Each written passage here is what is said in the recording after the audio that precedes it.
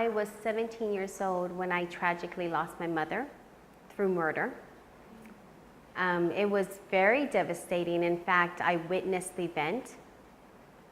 And so it wasn't just the grievance process that I went through, but it was the grievance of losing my mother and my brother and my whole family structure all in one moment. My brother was who committed the crime. And it was very devastating. And you know, as a teenager, you already feel so alone so much of the time. And so to be a teenager and going through grief, you feel even more alone. Because you don't feel like anyone truly gets you and truly understands what you're going through. Because you already feel like no one really understands. And all these adults, like, they're trying to help you and they really want to be there for you. And if I would have been able to connect with other teenagers who are going through the same process as myself, I wouldn't have felt so alone. I wouldn't have felt like I was such an outsider all of a sudden. How did you cope? I ran, you know, and I not physically ran, but at 18 I got married.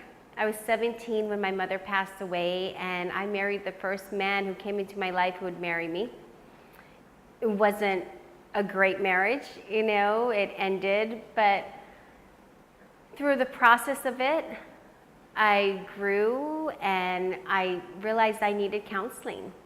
And so after I got out of the marriage, I went through years of counseling to start to realize the process that I had gone through, and realizing that everything that I had done after my mother's death was a way of bearing all of those feelings and running from what I didn't want to face.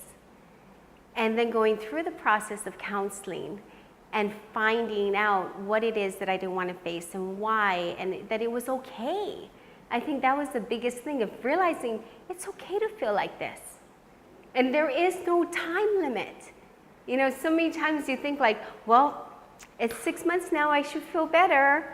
It's been a year now, we need to move on. So going through that process and realizing that it's okay, and you're gonna have good moments and you're gonna have bad moments. And it's gonna be okay in the end, and time will get you there. And I grew up in a household that we didn't talk about emotions.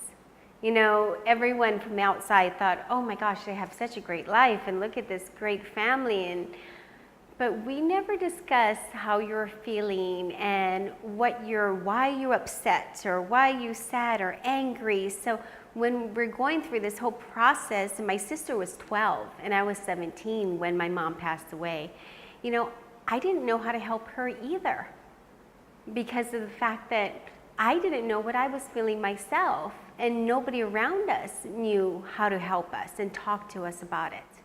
A group like this would have been so beneficial to myself and my sister, so that we could have understood what we were feeling, what the process was, to understand that there's other people who felt the same way, that we weren't outcast and we weren't alone in this whole process. Not only did I feel alone, but when people tried to reach out to me, I also didn't want to be weak. So when people would reach out to me and try and console me, I felt like they were pitying me.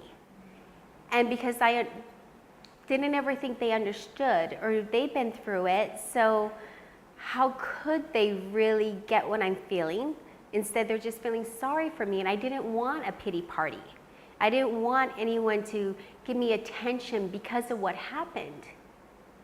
And I think that's where a group where I could speak to other teenagers or children who went through the same thing as me at that time, like NKOE Malia has, would have been beneficial, because I'm sure those children would have been able to relate to me and know exactly what I was feeling, of feeling like people were pitying me or felt like they didn't get what I was going through.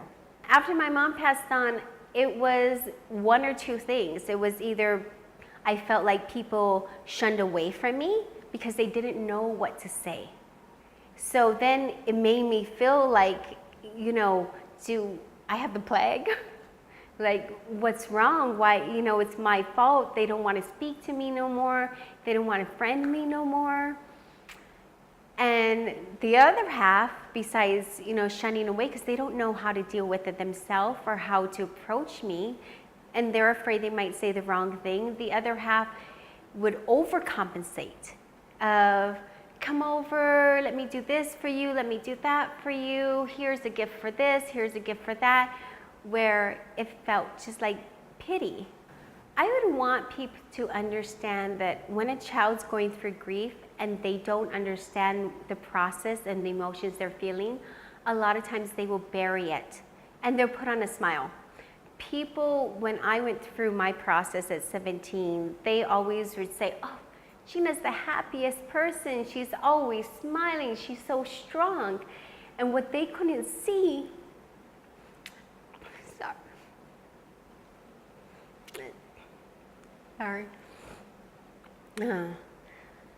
what people couldn't see is that that was a mask, And so many times I wish people would understand that just because you see that child smiling on the outside doesn't mean they're not hurting on the inside.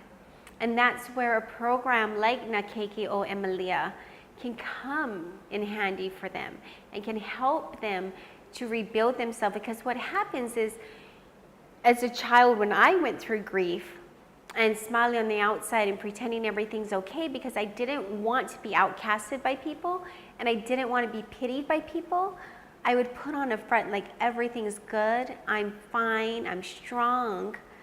But in the midst of it, I wasn't dealing with the emotions that were inside of me. And because I didn't deal with those emotions within me, it becomes self-destructive.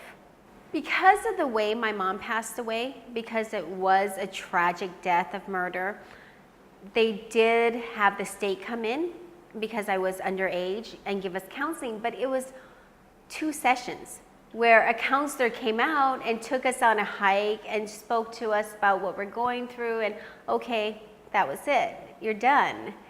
There was no long term. And I think that's the thing people have to understand, is that the true healing process, there's not a time frame on that. 1 or 2 counseling sessions is not gonna fix all of that pain inside. Where a group like NKOE Emilia, it's an ongoing process. You continue with your groups and counseling and talking with others and having that support, because what you don't realize is you go through one thing and yes, you deal with whatever's happening in that time in your life. And then you think everything's fine. And then something else comes up. Like, for instance, with me, I thought, okay, I went through all this counseling for a couple years, everything's fine again. And then when it came time, when I had my son, which I was never supposed to have children, he was my miracle baby, so he's my blessing. But when I came through that time, it's such a happy moment, a marvelous time, and all of a sudden you realize, I want my mom. Where is my mom? And that's where people don't realize you need that ongoing. There's different events that will happen in your life later on that it's nice to have a place that you know that you can be safe in going back to, even if you haven't been there for a few months because everything's been going well. When an event happens again that triggers those emotions, to have a place like NKOE Emilia where you can go back to and reconnect and share, this is the events that are going on right now and what's re-triggered in this missing this person that I'm still grieving for even these years down the line. Because when my son was born, it was 10 years after my mom had passed on. But I still had that moment of that grief come back up of missing her during that time.